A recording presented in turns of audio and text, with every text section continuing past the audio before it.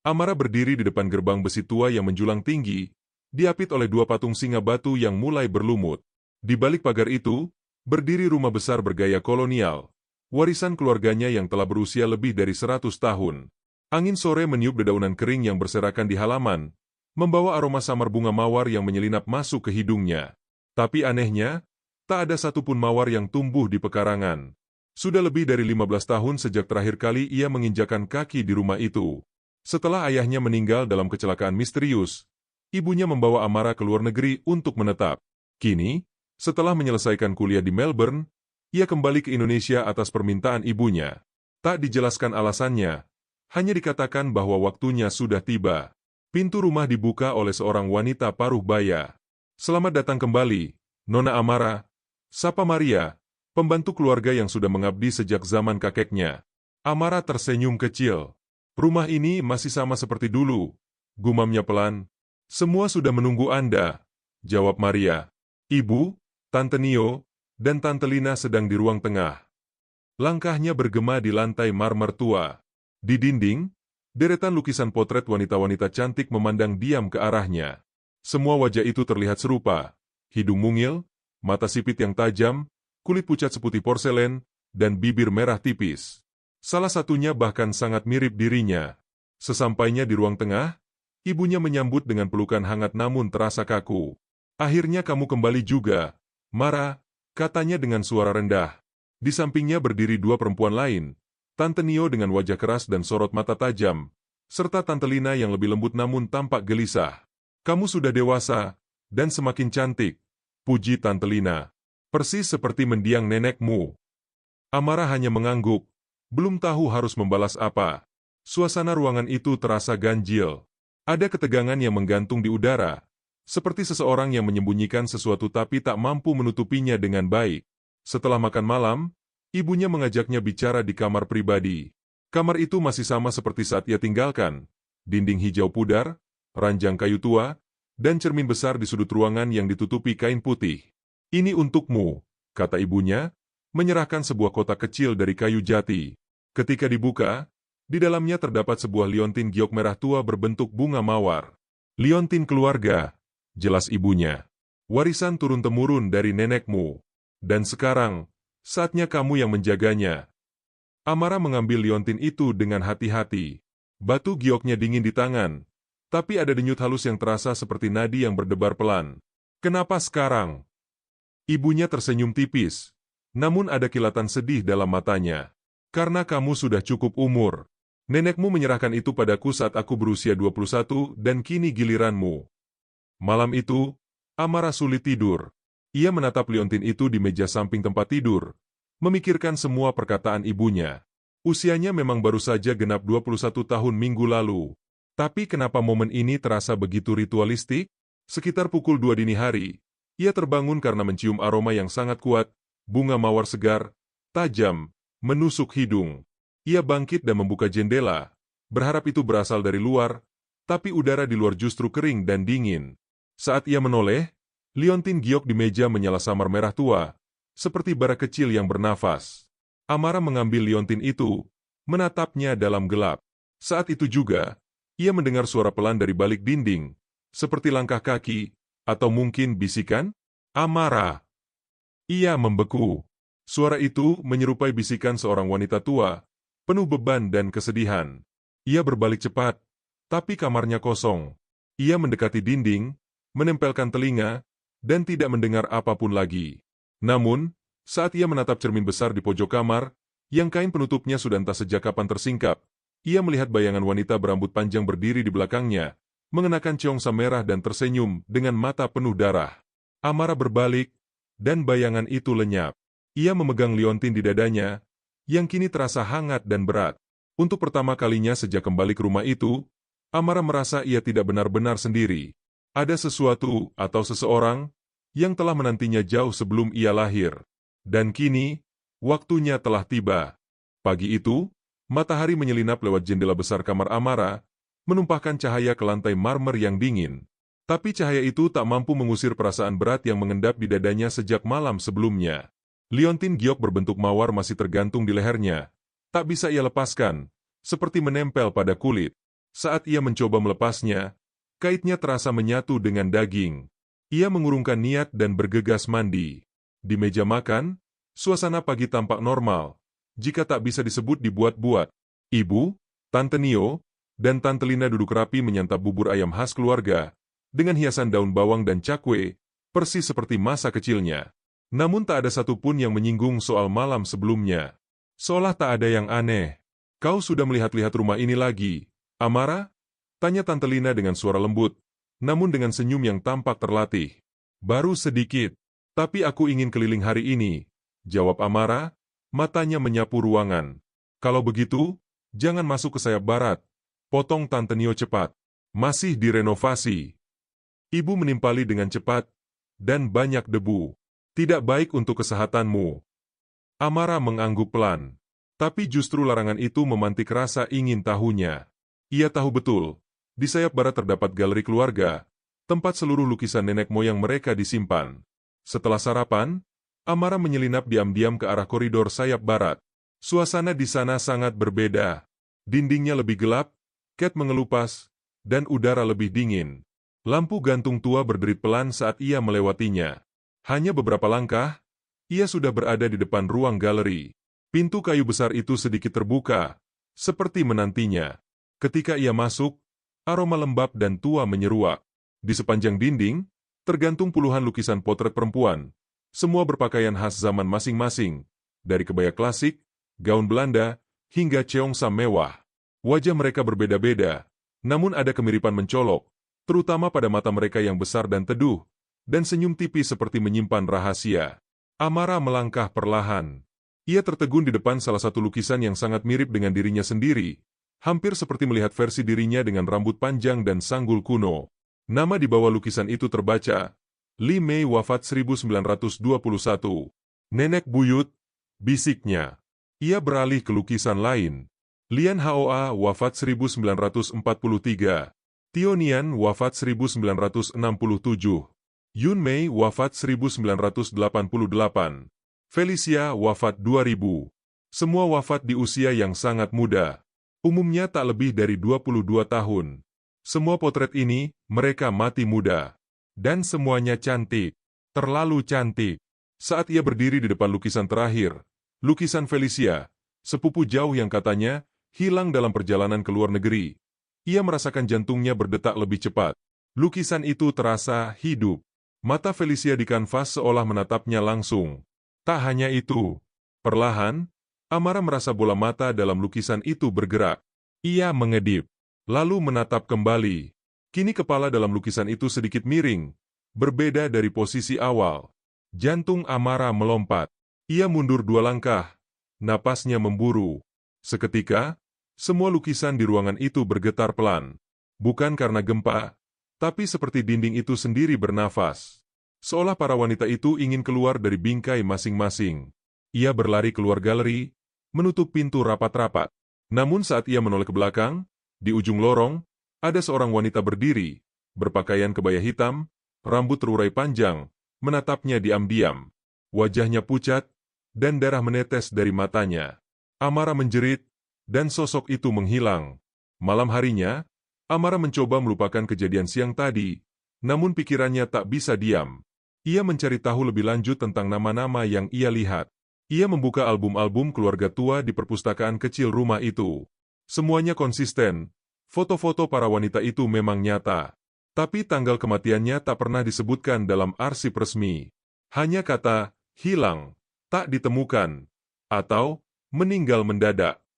Ia juga menemukan satu artikel koran tua bertanggal 1988, memuat kabar duka seorang wanita bernama Yun Mei, meninggal mendadak pada usia 21 tahun saat menghadiri perayaan ulang tahun keluarga.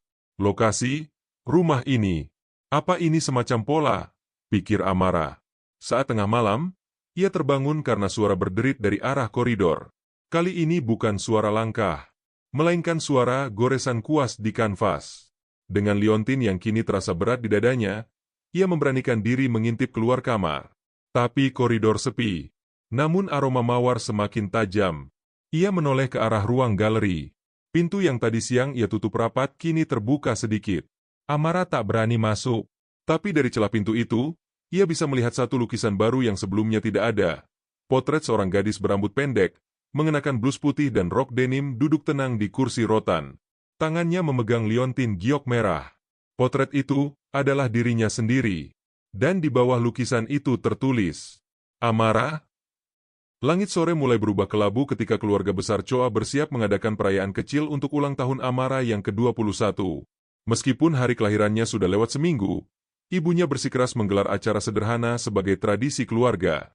Di ruang makan utama, lilin merah menyala di atas kue lapis Surabaya, dikelilingi hidangan khas peranakan, ayam kodok, lumpia Semarang, dan sayur lontong cap gomeh. Namun suasana tak pernah benar-benar terasa sebagai pesta.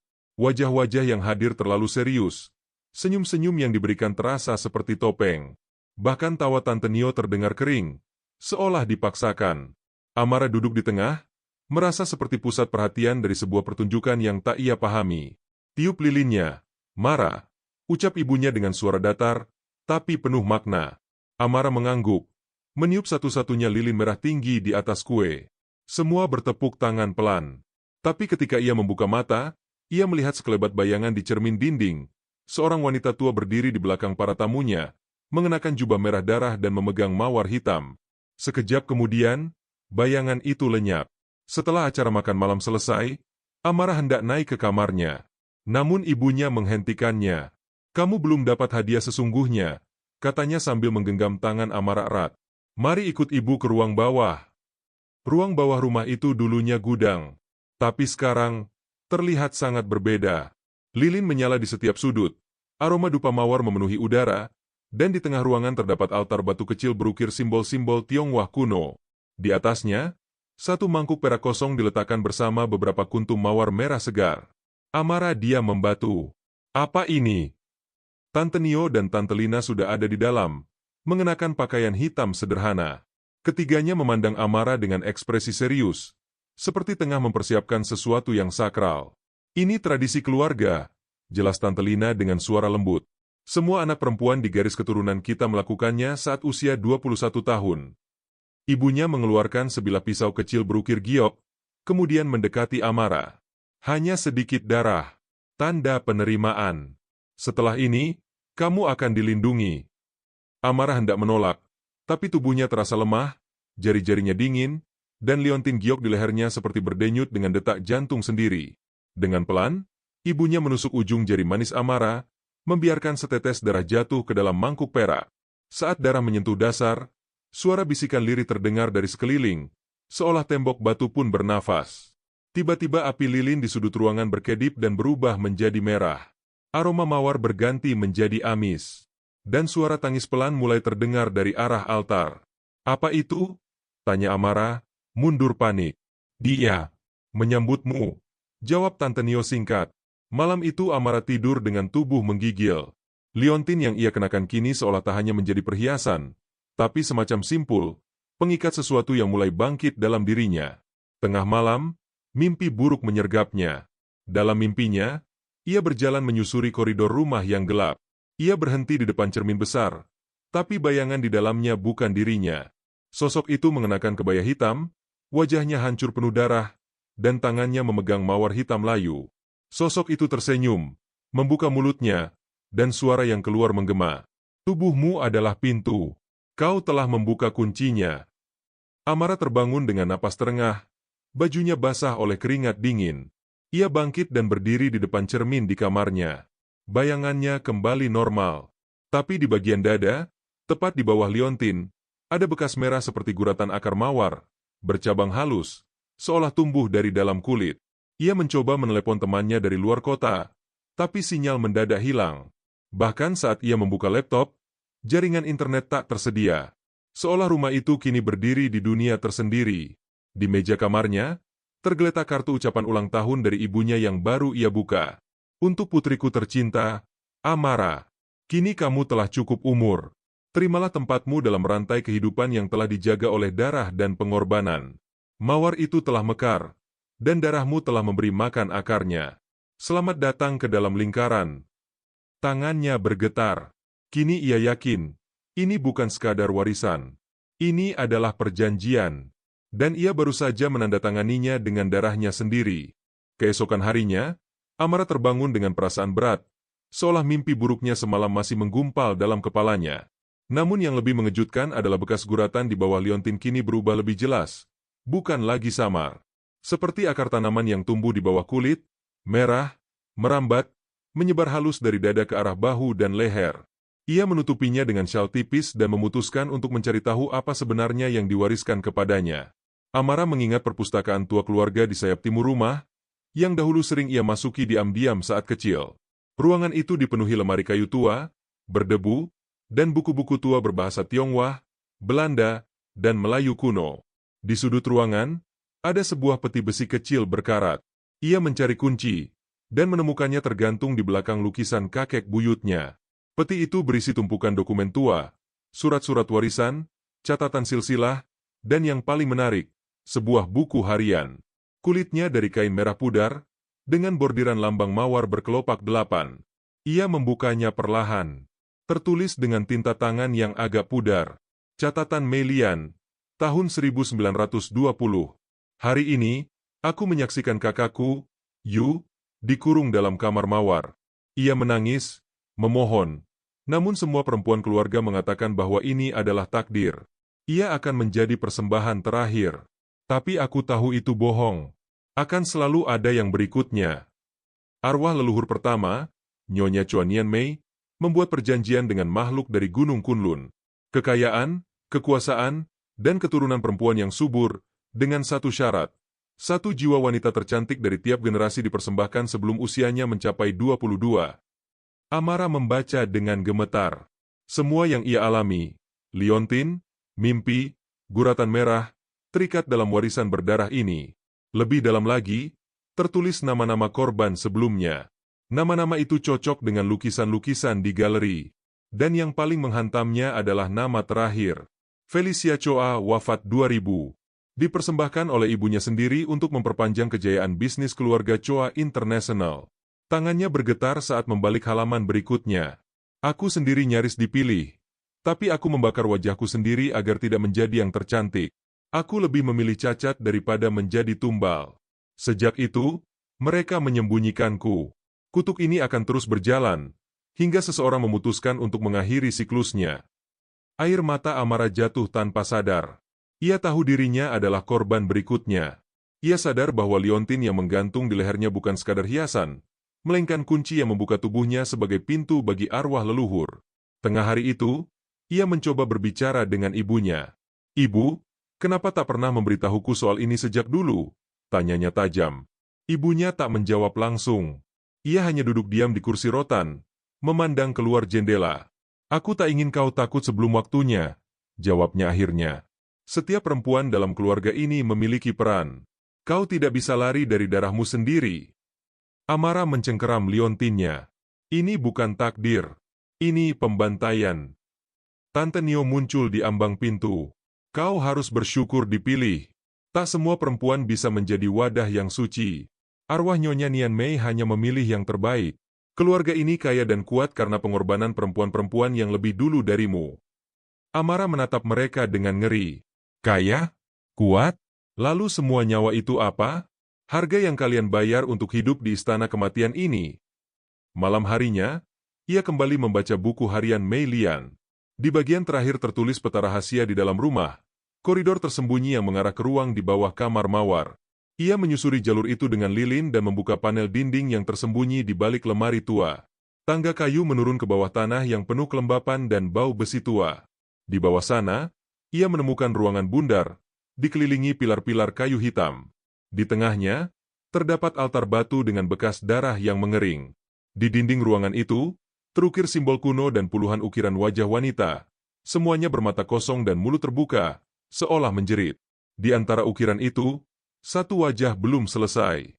Ukiran itu tampak paling baru. Dan wajah itu adalah wajahnya. Amara mundur, menjatuhkan lilin. Api kecil menari di lantai basah, nyaris padam. Dalam ketakutan, ia sadar satu hal.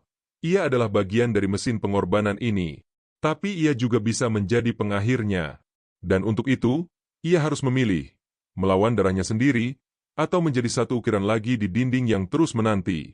Langit mulai mendung ketika Amara melangkah kembali ke lantai 2 rumah besar itu, menuju satu kamar yang selama ini disebut-sebut dalam catatan harian Mei Lian, kamar Mawar. Ia tak pernah tahu keberadaannya karena ruangan itu selalu terkunci, dan pintunya ditutupi lemari tinggi. Tapi Mei Lian menuliskan bahwa pintu sebenarnya bisa dibuka dari lorong rahasia di balik perpustakaan. Dan saat malam menjelang, tak ada satupun dari keluarganya yang berada di sekitar. Mereka semua sibuk di ruang sembahyang, menyiapkan sesuatu yang disebut upacara pembuka tubuh. Amara mengikuti petunjuk yang ditulis dengan rinci di buku harian. 3 langkah ke kiri dari rak paling ujung, tekan papan lantai yang retak, dan sebuah panel kecil di dinding akan terbuka. Dengan jantung berpacu, ia melakukannya. Sebuah pintu sempit terbuka ke lorong berdebu dan gelap, sempit dan hanya muat untuk 1 orang berjalan. Dinding lorong itu lembab, dan dari celah kayu, angin dingin berembus, membawa aroma samar mawar dan darah. Setelah beberapa menit berjalan, ia tiba di ujung lorong. Sebuah pintu kayu tua, penuh goresan dan bercak hitam, berdiri diam di hadapannya. Tanpa pikir panjang, Amara memutarnya. Pintu berderit keras saat terbuka. Ruangan di baliknya gelap dan berdebu.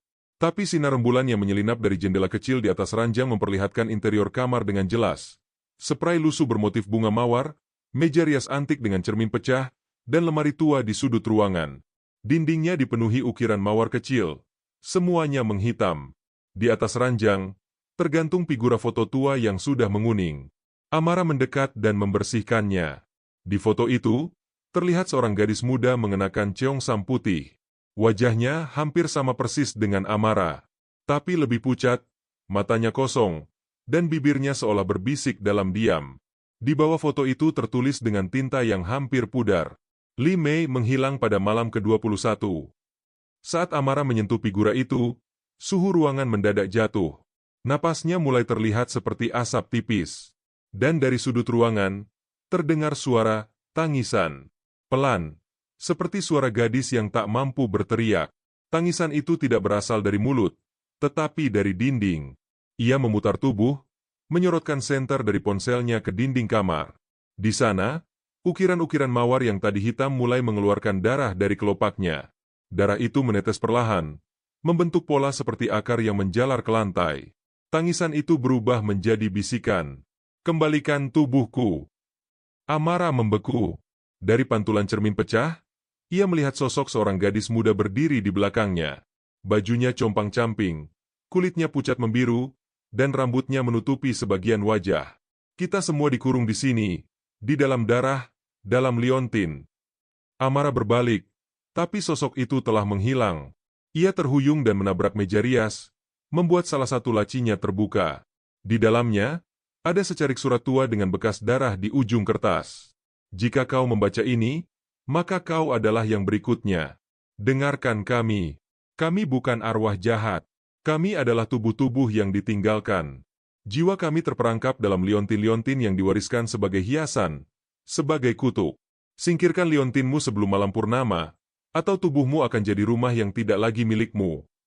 Napas Amara tercekat. Ia menatap liontin giok merah di lehernya yang kini semakin berat, seolah menggantung seluruh jiwanya. Mawar tumbuh dari darah. Tapi jika akarnya dicabut, kutukan akan mati.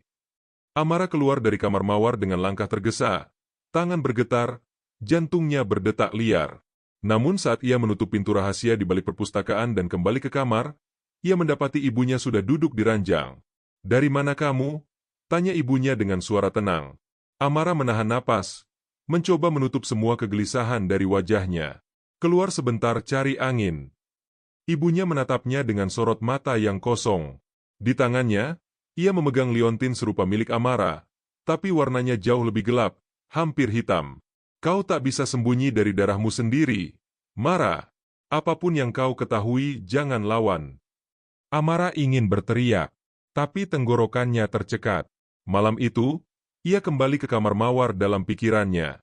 Tangisan gadis-gadis itu masih terngiang. Dan ia tahu satu hal, liontin ini harus dilepas. Atau ia akan kehilangan tubuhnya, jiwanya, hidupnya. Tapi bagaimana jika melepas liontin justru membangkitkan mereka semua? Satu-satunya cara untuk tahu adalah mencobanya. Pagi itu, Amara terbangun dengan sensasi panas menusuk di sekujur tubuhnya.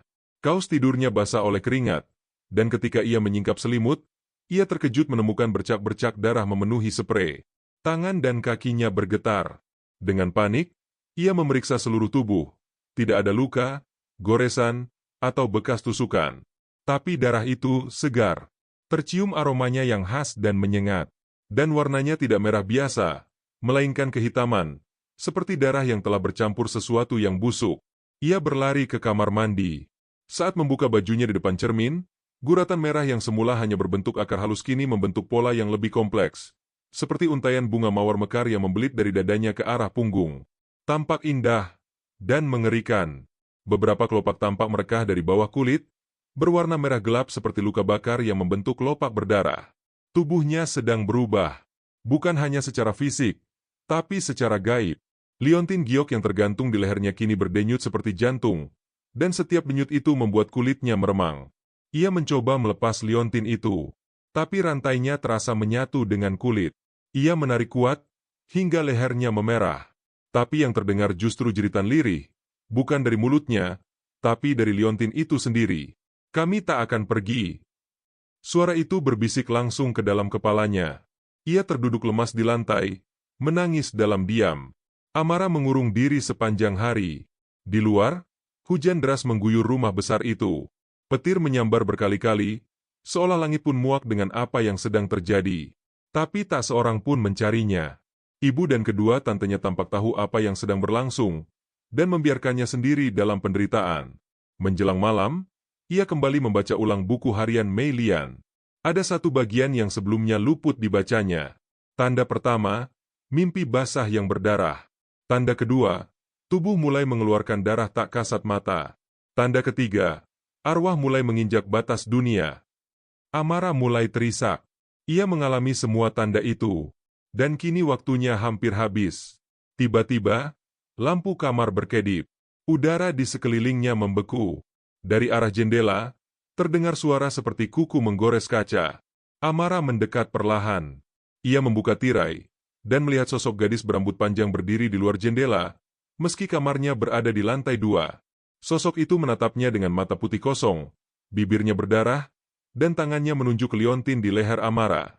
Kau milik kami. Tubuhmu akan menjadi rumah kami. Amara menjerit dan mundur. Ia tersandung meja rias dan menjatuhkan cermin kecil. Cermin itu pecah dan salah satu pecahannya memantulkan bayangan lain. Bukan dirinya, tapi segerombolan wanita berwajah rusak, tubuhnya penuh luka, berdiri di belakangnya. Ia bangkit dan lari keluar kamar. Nafasnya memburu. Lorong rumah kini gelap, hanya diterangi cahaya dari lilin-lilin yang entah sejak kapan menyala sendiri. Ia melangkah tertatih menuju kamar ibunya, namun kamar itu kosong. Di atas ranjang, tergantung sebuah baju congsa merah darah yang tak asing. Baju itu adalah milik gadis yang selalu muncul dalam mimpinya. Dan di bawah baju itu, tergantung secari kain bertuliskan tinta merah. Jangan melawan. Tubuh yang menolak akan dihancurkan. Amara memutuskan melawan. Ia mengambil gunting dari meja rias, masuk ke kamar mandi, dan kembali mencoba memotong rantai liontin. Tapi setiap kali gunting menyentuh liontin, kilatan cahaya menyambar, dan telinganya berdengung keras. Tiba-tiba tubuhnya mematung. Dalam cermin, ia melihat wajahnya berubah.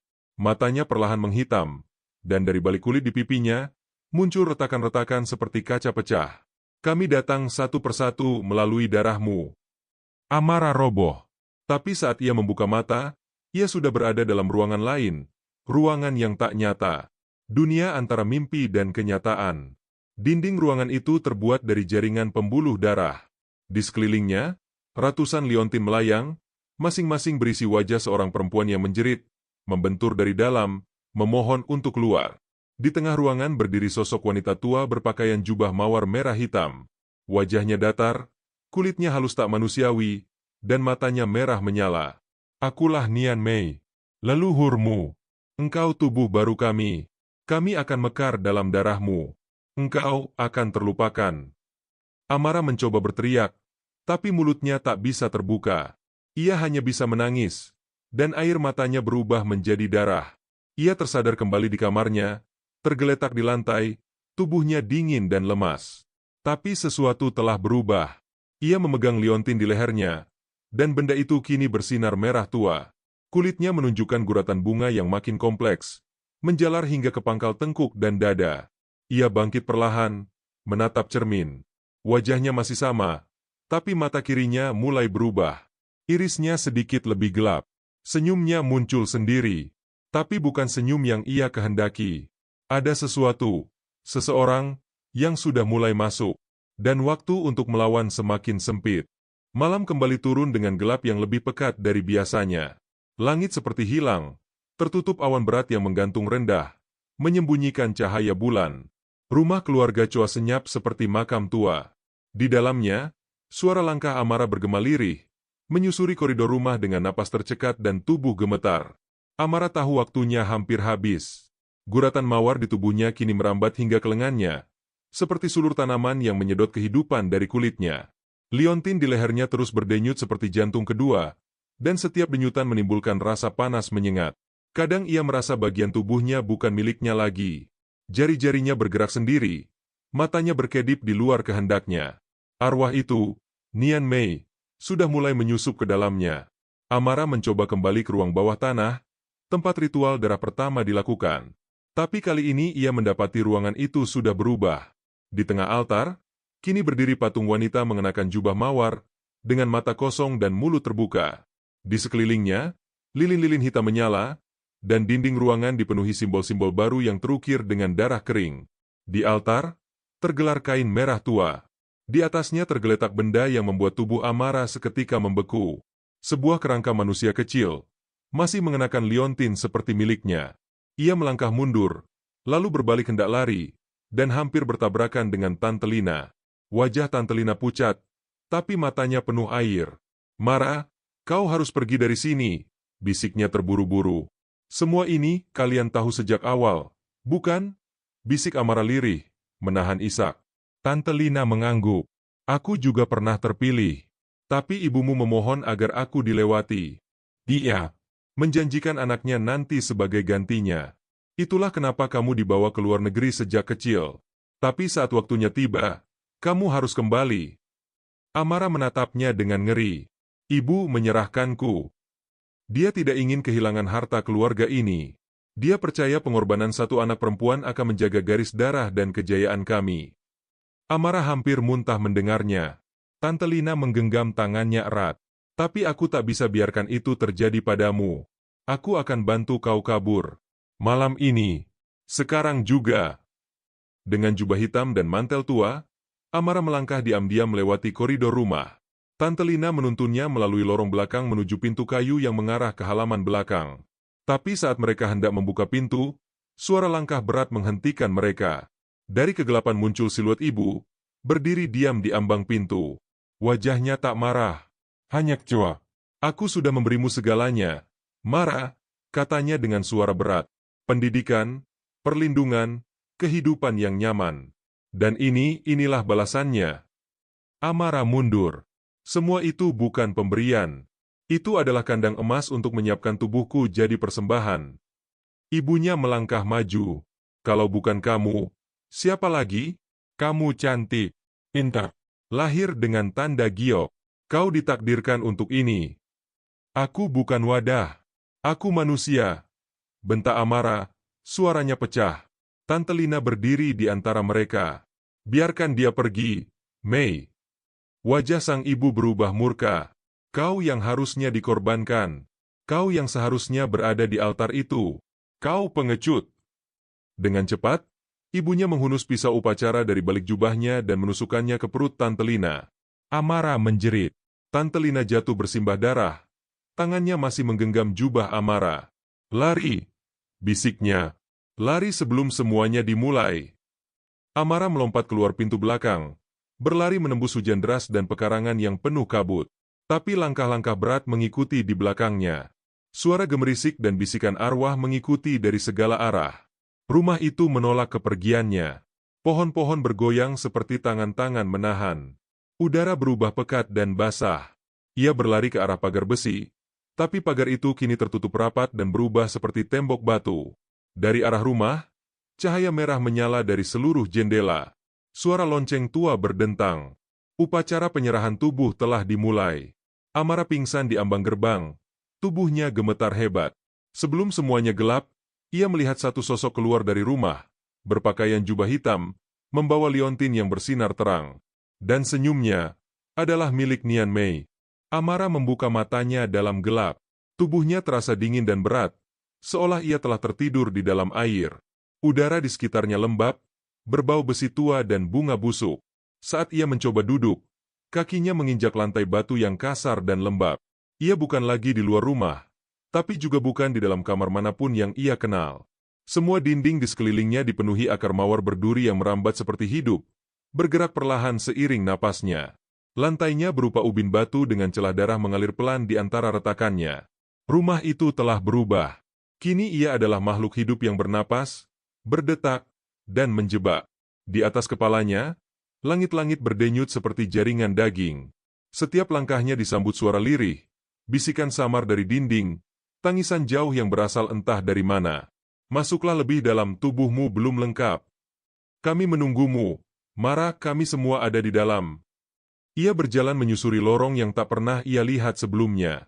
Dindingnya penuh cermin, tapi tidak memantulkan dirinya, melainkan gadis-gadis lain, wajah-wajah yang mirip dengannya, namun semuanya penuh luka, mata membiru, dan mulut menganga dalam keheningan. Beberapa mencoba memukul dari balik cermin. Beberapa hanya menatap, dengan senyum getir. Tiba-tiba, dari salah satu cermin, tangan berdarah menembus keluar, menggapai ke arah Amara. Ia berteriak, terjatuh ke belakang. Tangan itu terus meronta, menarik diri keluar. Dan dari balik cermin, keluar sesosok wanita dengan tubuh rusak. Felicia, sepupu yang dinyatakan hilang 2 dekade lalu. Lari, Mara, bisiknya dengan suara kering. Kalau kau menyerah, tak akan ada yang tersisa darimu. Felicia menggenggam liontinnya sendiri, yang kini hitam dan retak. Lalu tubuhnya hancur perlahan menjadi kelopak mawar hitam. Lenyap tertiup angin gelap dari dalam lorong. Amara berlari. Ia terus berlari tanpa tahu kemana. Rumah itu tidak lagi punya peta. Tangga berubah menjadi dinding. Jendela hanya menampilkan kegelapan.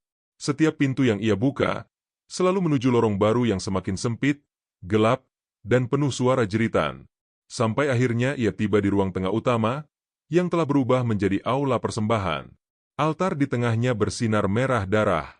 Di atasnya berdiri sosok perempuan tua berwajah mirip ibunya, namun matanya bukan milik manusia. Nian Mei. Di sekeliling altar, ratusan lilin hitam menyala. Udara menggigil. Dan dari langit-langit, bunga-bunga mawar merah tua menggantung terbalik, meneteskan darah perlahan. Engkau telah disiapkan sejak dilahirkan. Tubuhmu telah dibuka dengan darahmu sendiri. Engkau adalah wadah sempurna, cantik, kuat, dan kosong. Terimalah kami. Amara mundur, namun tubuhnya membeku. Liontin di lehernya kini terasa seperti logam cair, panas, berat, menyatu dengan tulangnya. Ia menjerit, mencoba mencabutnya, menarik dengan tangan gemetar. Tapi semakin ia menarik, semakin dalam liontin itu menancap ke kulitnya. Tiba-tiba, di samping altar, muncul sosok lain, Tante Lina. Pakaian dan tubuhnya bersimbah darah. Tapi ia masih hidup. Terengah, lemah, tapi masih memiliki kesadaran. Mara, lirihnya. Jika kau bisa menghancurkan akar mawar di tubuhmu, mereka akan kehilangan penghubung. Nian Mei berbalik. Diam, pengkhianat. Satu gerakan tangannya membuat tubuh Lina terangkat dan terlempar ke dinding. Amara, dengan tenaga terakhirnya, menghunus pisau kecil upacara yang tergeletak di altar. Ia menatap Nian Mei, lalu menunduk, dan menusukkan pisau itu ke dada sendiri, tepat di atas guratan akar mawar. Seketika, cahaya merah memancar dari tubuhnya. Ruangan berguncang. Akar-akar berduri di sekeliling altar meronta, melilit, berteriak dalam suara-suara ratusan arwah perempuan. Bodoh, kau belum siap. Tubuhmu akan... Tapi sebelum suara Nian Mei menyelesaikan kutukannya, ledakan cahaya putih melingkupi ruangan. Tubuh Amara terhempas. Lalu sunyi. Ketika ia sadar, ia terbaring di halaman belakang rumah. Hujan masih turun, tapi rumah itu telah runtuh sebagian. Dinding-dindingnya retak, jendela pecah, dan bagian sayap barat, tempat galeri dan kamar mawar, telah hancur rata ke tanah. Di tangannya, Liontin Giok kini retak. Warna merahnya memudar menjadi abu. Dan untuk pertama kalinya, ia bisa melepasnya. Amara melempar liontin itu ke dalam lumpur. Ia menangis. Tante Lina ditemukan oleh warga desa, terluka parah tapi selamat. Polisi menyelidiki reruntuhan rumah keluarga Choa. Tapi tidak ada jejak arwah, tidak ada altar, tidak ada galeri. Semua lenyap. Namun para warga bersaksi, malam itu, dari atas bukit tempat rumah Choa berdiri, mereka melihat mawar-mawar hitam bermekaran dalam hujan deras, lalu layu satu persatu. Dan tak lama kemudian, semua wanita yang memakai liontin giok dalam keluarga Choa ditemukan telah meninggal. Tapi Amara hidup. Dan untuk pertama kalinya, ia bebas. Setelah kejadian runtuhnya rumah keluarga Choa, Amara mengasingkan diri di sebuah desa kecil di pinggir hutan. Tubuhnya yang dulu penuh guratan mawar kini sudah sembuh. Meskipun bekasnya masih samar di kulit, namun jiwa dan pikirannya masih bergejolak, terus dihantui bayang-bayang masa lalu yang tak bisa ia lupakan. Setiap malam, mimpi buruk masih datang, memperlihatkan bayangan Nian Mei dan para perempuan tumbal yang menjerit dalam kegelapan. Tapi kini Amara punya tekad baru, memutus rantai kutukan yang telah menghancurkan banyak nyawa perempuan dalam keluarganya. Ia mulai mencari tahu lebih dalam tentang asal-muasal liontin giok merah yang selama ini menjadi simbol sekaligus penyebab kutukan. Dalam sebuah buku kuno yang diperolehnya dari perpustakaan desa, tertulis bahwa liontin itu merupakan pengikat roh leluhur yang bersemayam dalam tubuh para perempuan keluarga Choa, sebagai persembahan untuk menjaga kekuasaan dan keberuntungan keluarga. Namun ada satu cara untuk menghancurkannya, mengembalikan liontin ke sumber kutukannya di Gunung Kunlun, dan melakukan ritual pemurnian pada malam bulan purnama. Meski berat dan penuh risiko, Amara memutuskan untuk melakukan perjalanan ke gunung itu. Ia tahu bahwa di sana, ia harus menghadapi roh Nian Mei secara langsung, dan mempertaruhkan nyawanya demi kebebasan. Perjalanan itu panjang dan penuh bahaya. Ia melewati hutan lebat, jurang curam, dan cuaca yang tak bersahabat. Namun setiap langkahnya dipenuhi keberanian dan tekad untuk membebaskan diri dan leluhur perempuan yang terperangkap. Di puncak Gunung Kunlun, di sebuah altar batu yang penuh ukiran mawar berdarah, Amara memulai ritual pemurnian. Dengan suara bergetar, ia memanggil nama leluhur dan memohon pengampunan serta pelepasan kutukan. Tiba-tiba angin kencang menerpa, dan bayangan Nian Mei muncul dalam kabut, wajahnya penuh kemarahan namun juga kesedihan. Amara tidak mundur. Ia menyerahkan liontin giok merah yang sudah retak ke dalam api suci. Api menyala besar, memancarkan cahaya putih keemasan. Dalam nyala api, sosok Nian Mei berteriak. Tubuhnya terurai menjadi kelopak mawar hitam yang terbawa angin. Ritual selesai. Amara merasakan beban berat di hatinya terangkat. Ia tahu kutukan itu telah terputus. Ia bebas. Namun, dalam hatinya, ia tahu ini bukan hanya tentang dirinya sendiri, tapi tentang semua perempuan yang telah menjadi korban selama berabad-abad. Dengan langkah mantap, Amara kembali turun dari gunung, siap membangun kehidupan baru tanpa bayang-bayang kelam yang pernah menghantui keluarganya. Beberapa bulan setelah ritual di Gunung Kunlun, Amara kembali ke desa tempat ia bersembunyi, membawa tubuh dan jiwa yang lebih ringan. Matahari pagi menyinari lembut, mengusir kabut kelabu yang dulu selalu menyelimuti pikirannya. Desa itu kini tampak damai, dan Amara mulai membangun kehidupan baru dengan sederhana.